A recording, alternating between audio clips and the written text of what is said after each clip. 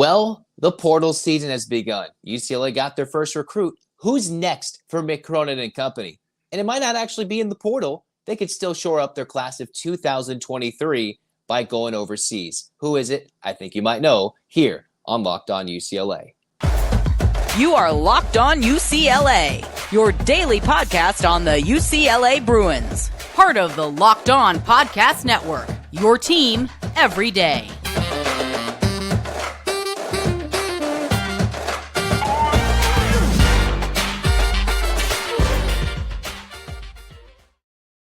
Welcome, everybody, to Locked On UCLA. It's Zach Anderson-Yoxsimer alongside Max Kelton.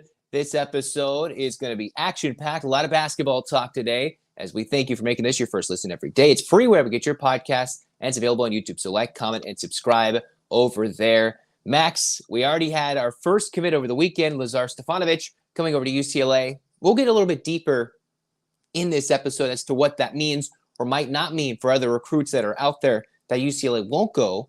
But in terms of showing up this class of 23 still, there's guys in the portal, there's guys who are overseas that are still available. Ilan Fible is a name that continually has come up in UCLA sources. He's been kind of rumored and visited places in December, getting a big visit over to Gonzaga, but he seems to have come down to three choices between UCLA, Gonzaga, or going pro and playing in the G League, being another one of those big men who could be or shooting guards, big players that could be a NBA prospect, potentially NBA ready in 2024, and he's deciding what to do. Is it go to Gonzaga, go over there? They got a history of getting guys overseas and having Frenchmen, or is UCLA going to be the latest to get Ilan Fible?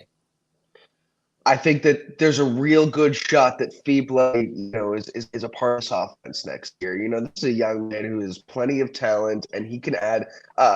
He could stretch the floor really well, but there are a lot of teams. I mean, you talk about Gonzaga. This is a team that heavily recruited Fible back in December. He spent time, with Killian Tilly, who showed him the school, showed him the campus, the culture. UCLA has to make a serious pinch for this young man because he's highly coveted. Yeah, it's the big thing is that's always been said, as an international player, you can't cash in on NIL. So that could be a holding pattern as to, all right, he's choosing between UCLA or a Gonzaga. But if it's the likes of he can't get and cash in on the money, he might as well go to G League. But the difference is, can he cash out on playing a year at a UCLA or a Gonzaga? And he's a 6'5" shooting guard. They actually talked about him on our other family show. We had Locked On Zags. They talked about him, and they went in depth with one of our former college basketball recruiting analysts, talked about how he's a versatile scorer, marksman from the perimeter, is kind of an NBA-style game where he can hit the fadeaway, hit a step-back jumper, super athletic, can get to the rim, and is another one of those guys that just burst on the scene in the FIBA U17s over the last summer out in Spain, where he had 12.5 points per game, was rebounding the basketball. As another one of those guys that you're not going to look and see in those recruiting sites if he has stars or understand what his, capabilities are. But he's one of those guys you're going to see come over, and he's going to potentially be a very good basketball player, whether you see him in college first, whether he's hidden in the G League, if he's a Bruin, or if he's going and hiding until he's old enough to get to the NBA. It seems like this is a very good prospect in terms of a true freshman that UCLA can get at the end. It'd be a little different than Abramo Zonka. Again, I believe on April 12th is when freshmen can sign again a national letter of intent for basketball to play for this upcoming season. Now, if he can sign a national letter of intent, or if he can find a way and figure out to wait afterwards. That was kind of the thing about Ade Mata, the 7'3" Spanish product who's also blossomed on the scene. I talked about him yesterday, Max. This is a guy who projects to be an NBA guy in Fible. But the problem is, will UCLA get him? And is he actually going to choose UCLA? Yeah, I mean, you talk about the money. Well, the men of West would be able to put up the stacks for this young man he's certainly a player who can go straight to the G League right now and have some serious success. And he's being compared to a guy like Steph Curry, right? You talk about his size and his skill set. He's so good at creating space and piggybacking defenders too on the drive if that's what he's going for. So, a guy like Fible is a high value target, but he's not the only target, that the Bruins are going after. You got names like Mustafa Amzil out of Dayton. That's somebody who we were talking about earlier today that, this is a guy who it's a different skill set, but he might also be a good fit into the puzzle that Mick Cronin is kind of putting together in Westwood. Yeah, 6'9" finished product who's in the portal, reported yesterday by the Sports Illustrated site involving UCLA, talking about how Jake Weingarten from Stock Risers has said that, all right, this guy has been reached out by Miami, Oklahoma, and UCLA, and Mustafa Amzil has already visited Memphis and New Mexico. Taking a look at his numbers, again, 6'9", finished product, still has a couple years of eligibility, listed as a redshirt sophomore. Every different collegiate site lists guys different years of eligibility. Redshirt sophomore can be many things with the COVID year, but still, this is a guy who averaged 9 points per game overall and just about almost 5 rebounds per game. And one wonders, is the defensive intensity one that he needs? Is Mick Cronin trying to get somebody from Dayton and bring that tough-nosed mindset and bring him in here? Just Amzil is one of those guys that the Bruins have reached out, and while he started out the year, almost for the first half of the year, averaging 10 points per game, his production kind of tailed off until his last game where he put up 17 points against VCU. But for a large portion of the year, he was a big, important piece, part of the piece for Dayton, and shot 44%, 36% three-point shooter as a 6'9" kid. So that's not a bad three-point shooting number to have, considering UCLA almost a lot of the time relied upon Singleton to shoot the three in this most recent season. You bring him, that's another three-point shooter, a guy who could score the basketball, and maybe someone with long arms that Cronin can get to play complete defense. Well, that's a great point that you're making, Zach. I think that one of the points for this UCLA offense that wasn't as high as they wanted this year is their three-point shooting. It was a facet that Mick Cronin he's gone into the portal, and every player that you see in this portal that has been contacted by UCLA, at least the guards and you know the forwards, they're all shooters, right? And Amzil he's no different there. But I think he struggled to find his role at Dayton. I think that was a problem for him. His first year, he started right off the bat. His debut, he scored 22 points. They were a good team that year, but they were even better when he was coming off the bench, right? 24-11 his second season. His third season, again, he got near 30 minutes per game, and he was still playing solid ball, about 10 points per game, but he didn't have a set role in that Dayton offense, and I think he's trying to find new scenery where his role is set in stone. So I'm curious as to what the pitch is for a young man like that, but, you know, another guy who he resembles somewhat of a 3-and-D kind of player with some serious size, and that's a guy that I think Mick Cronin can insert and play almost immediately. Well, the potential for a Mick Cronin 3-and-D type of guy, right? Yeah. Maybe nobody's going to fill the defense of Jalen Clark, but if you can get the size and the length and the athleticism, you get some guys who can shoot a little better, and maybe that'll make up for the fact that you're losing some key defensive guys. We still don't know who's leaving just yet. But considering they're reaching out to these guys, you can see the type of guys they're going after, right? Ledlum was someone they went after in Harvard. 6'9" guy out of Dayton, this finished product, who's been in college 3 years, does have 2 years left of eligibility, but his numbers from his freshman year, 10 points per game basically, 9.9, 38% from three in 19 games during the COVID season. Then last year only started one game, went to 5 points per game. All his numbers dropped. And then they bounced back this year, starting in half the games and appearing in basically every game for the Dayton Flyers, who generally year in and year out are fairly solid program. So this is a guy who you wonder about the fit, but it's another shooter, another big, long arm, length, athleticism. Those are the guys Cronin's trying to get. He's just trying to get these guys who can shoot the basketball, because I think next year's team might have to be able to score a lot better rather than rely on their defensive principles as much as they did this year. Every Mick Cronin team can play defense. It's just a matter of, can they actually score the basketball next year? And that's going to be a lot of interesting things they have to figure out if Bailey doesn't come back, or Bona and Tiger, all those guys who still have to decide what's coming next for UCLA. Those are two guys UCLA is looking in the portal or overseas for Ilan Fible. There's many different ways you could try and say his name, but we're believing it's Ilan Fible from what he was interviewed on YouTube. We try to do our best there. Coming up next on Locked On UCLA, Max and I are going to talk about guys who, with Lazar Stefanovic coming over, who are guys that UCLA probably won't be in the running for despite being big names, or who's someone they may have missed out on based on who they're not recruiting, who are guys that they've missed out on in the portal that could have been a very good fit potentially by going after somebody else, or already having that position solidified. But after we'll get excited about that, we'll tell you more. But we're going to tell you first about FanDuel Sportsbook, because there's no better place to get it on the MLB action than America's #1 sportsbook in FanDuel. That's right, because all you new customers, if you go right now, no sweat first bet. You've heard me talk about this so often that if you missed out on it during the tournament, if you missed out on getting during the end of the NBA season, you can get a no sweat first bet up to $1,000 back on FanDuel.com/lockedon. Sign up, place your first bet, get you up to $1,000 back in bonus bets if you do not win. That's right. All you have to do is go check out, see who's going to hit a home run, who's going to go over on the strikeouts. Those are all things you can do with FanDuel Sportsbook, a super safe, secure, and easy-to-use app. All you have to do is go to FanDuel.com/lockedon, use a no-sweat first bet, get you $1,000 back. FanDuel is an official partner of Major League Baseball and with us here at Locked On.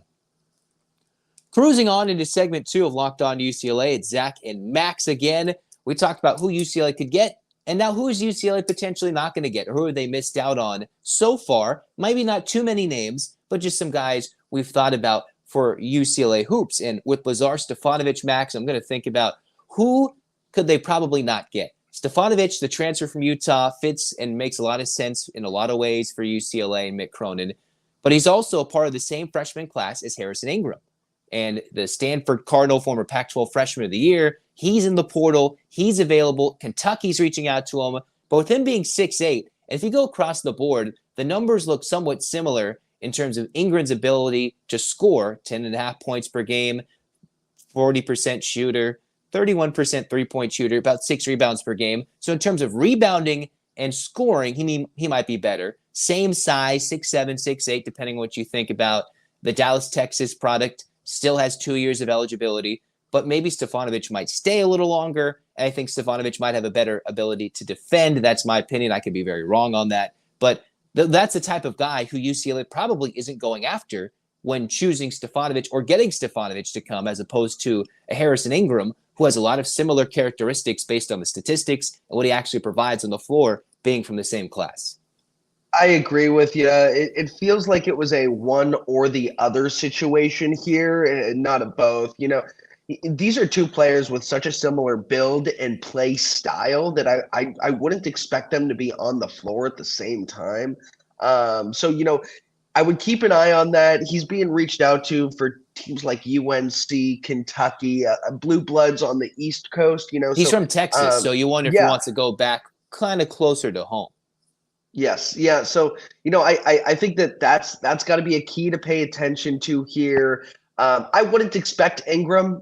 Like I said, it was a one or the other. And I think that they wanted to make the decision. And I think Stefanovic, because of his defense, is why Mick Cronin went harder after him.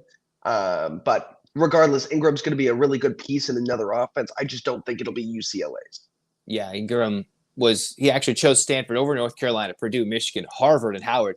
That's a very diverse, class there to think about for him to choose from the HBCU to an Ivy to a Big Ten to an ACC powerhouse and going to Stanford, and now he's leaving. Of course, Stanford's had some trouble getting off the ground there and winning some games, and he's had some success. But the big thing is he's a good basketball player, but UCLA went after Stefanovic. I've looked at their videos and kind of through some analytic highlights. Looks like he's an underrated defender, which is why Mick Cronin went after him. Better three-point shooting numbers, just has to get the overall shot selection better to prove that he can be a consistent scorer and maybe get that average up to 10 to 13 points per game in this next year while improving those defensive numbers. Ingram's probably not a guy that they're going to go after. I know you had somebody you thought UCLA might have missed out on, whether it's right or wrong. It has nothing to do with Stefanovic, but who do you think UCLA's missed out on in a recent signee or recruit? Well, there are a couple of names that the Bruins were going after that they missed out on. First, I'll bring up a guy that I've been talking about for the last couple of weeks that I was really high on, Khalil Ware, who just committed to Indiana yesterday. I thought the Bruins had a really good chance for this young man, 7 feet tall, out of Oregon, in a bad situation up there. Just wasn't getting the PT that he was looking for. He went to Indiana, and I think Kenneth Nuba coming back has something to do with that move for Ware. And then looking at Mara, the 7-3 Spanish product, those all have those are all signs that maybe, we're not going to go after Ware. Agreed. And we still don't know about Bona. If Bona returns, it really just doesn't make sense for Ware. So, I'm wishing the best to him in his situation. Another player, you talk about scoring, LJ Cryer is a player that can score the ball like nobody's business. He was a 6'1" guard out of Baylor and one of the best scoring offenses in the country. He's a defensive liability, the same as the whole team was. And he was the third best scorer in that offense, but he's a 15-point per game player. And he was shooting 41% from three last year. That was 46% from three. So he's a really good offensive player, but I'm not sure if he fit necessarily into what Mick Cronin was building. He's going to Houston. I think I would have liked to see him in the blue, but he's staying Baylor and Houston. So he's staying in that Texas area. So a couple of misses, but that said, I don't think that the Bruins will be worse off. I just think that they're going in a different direction. Yeah, you think if there's two of the more defensive programs, especially UCLA under Mick Cronin and Houston, and one gets a scoring guard, it's just interesting. Of course, if he's a Texas guy and you want to stay in Texas, then Houston's a great fit considering they were seemingly the odds-on favorite for a long time to win the national championship until we didn't even know what would happen this year. It ended up being UConn. So Cryer was an interesting bring up how he leaves that program, goes to Houston, and how Baylor's become a program and how Houston, that's an interesting move. How in the last 15, 20 years, those have been, and return in terms of Houston, become a bigger name once again in the college basketball landscape, and how that's a big move laterally as it wouldn't have been back in previous days and age. For UCLA, at the moment, there's not really much they've missed out on. They missed out a lot earlier in the class of 23 with the true freshmen coming in. But again, they can try and get Fible. They can attempt to get Mata. These are guys who are, one's a shooting guard, the other's a 7'3" product out of Spain, both overseas. Ivo Simovic does a lot to work on these overseas recruits and commitments and bring them into school. I know Abramo Zonka didn't do a lot, but he's a little different, right? He wasn't NBA ready. He's 21 coming in as a true freshman. These guys UCLA is potentially working on are guys that are NBA ready or NBA prospects for 2024, looking for a home that may not be the G League in 2023, and guys that some big programs are coveting and would love to have on their roster and can be the difference between a subpar 2023-24 season or a lackluster season. One more guy that I want to bring up is Reese Dixon-Waters. He's been, his name has been dropped through all of the UCLA rumblings, but, this is a guy that the Bruins have gone hard after, a transfer out of USC, and they'd love to see him come cross town. But he spent time at San Diego State that was just in the national championship just this last weekend. This is a guy who can shoot the three ball well, but didn't last season. Once he gets into a rhythm, I think that he could be a really good addition to this team. Another question of whether Bailey is coming back and if there's a spot for him, and I think that's where this all circles around. Do the returners actually return? Those guys that have been so good over this last season, Bailey, a 17-point per game scorer. Do you really need another guard who can score the ball like that? Or did you just go and get Stefanovic, who is a role player for Bailey? And that is all contingent on whether Bailey even returns. So another guy that I'm paying attention to is Reese Dixon-Waters. Keep an eye on him. He's going to go to a West Coast school, I think. Just a question of which one that is. And to clarify Bailey's number, 17 points per game at the end of the year when he was putting up those big numbers. Those were at the end of the year numbers. He wasn't 17 points per game the whole year. If he was, he'd be definite gone to the NBA. But he did that in the month of March when Clark was out and was dominating those last 6 to 7 games, 8 games, however many they were. When he was the guy. When he was the guy, he was putting up 17 points per game, which would have been close to the top for UCLA.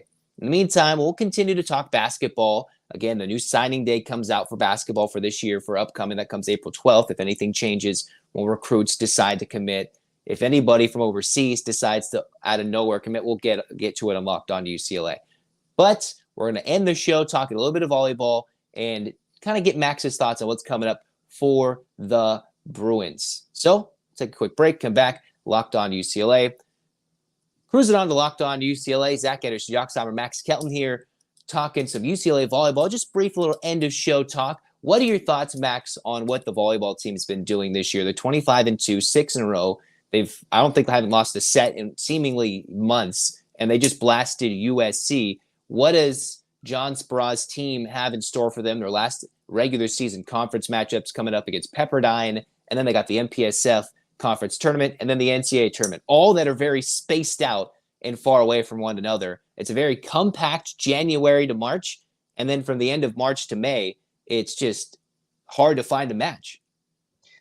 It does seem like it's been months since they've lost a set. They are 18-1 over their last 19 sets, dating back to their last loss, which came March 11th at Hawaii, the number one team in the country. Since then, they are 6-0, all MPSF wins, and they're 10-0 in conference, which is really great to see. And as of late, they've just been crushing teams. Swept through Stanford, a top 10 team. Then GCU, who the whole season had been number 5 in the country. They took 6 of 7 sets against GCU. It just crushed them. And then you saw them play against USC, crosstown rival. This is a lackluster USC team with so much talent. They just haven't been able to put the pieces together this season, and you look at Ito David. This is a guy that I want to highlight. He has so much talent, but he really struggled in the first meeting against USC, which is a really good blocking team. But then he came back, bounced back with 17 kills in the second matchup. He was hitting, I think it was near negative in the first match. 2 days later, 17 kills, a 407 hitting percentage for David. That's what you want to see. And I love how Andrew Rowan is running this offense. This is a different setter than the start of the year, but it's plug and play with this program. They are title worthy. This is a title worthy team.